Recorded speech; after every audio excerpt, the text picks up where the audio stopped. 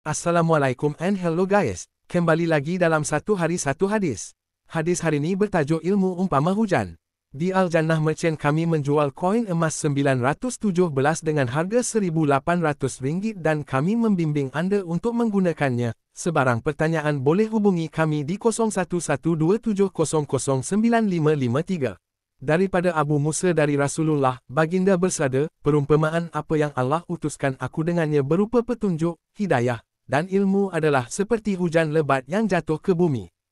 Di antara tanah itu ada jenis yang dapat menyerap air sehingga dapat menumbuhkan rumput dan tumbuhan yang pelbagai.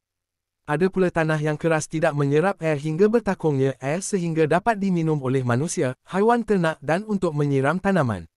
Ada juga permukaan tanah yang berbentuk lembah yang tidak dapat menahan air dan juga tidak dapat menumbuhkan tanaman. Begitulah perumpamaan orang yang belajar agama, memahami agama Allah dan dapat memanfaatkan apa yang aku diutus dengannya, dia mempelajarinya dan mengajarkannya. Begitu juga perumpamaan orang yang tidak mengambil peduli, tidak dapat mengangkat darjat untuk berfikir, dan tidak mahu menerima hidayah Allah dengan apa yang aku diutus dengannya. Dia umpama tanah yang tidak menakung air dan tidak subur. Pengajaran hadis. 1. Orang yang berilmu, beramal dengan ilmu, dan mengajarkan ilmu tersebut kepada orang lain. Ia seperti tanah yang subur yang bila ditimpa hujan ia menyerap air dan menumbuhkan tumbuhan. 2. Orang yang berilmu, kurang dalam amalan, atau kurang memahami ilmu yang dia dapati, akan tetapi dia tetap menyampaikan ilmu tersebut. Hal ini seperti tanah yang keras. Ia tidak dapat menyerap air, akan tetapi air yang bertakung itu memberi manfaat kepada makhluk lain.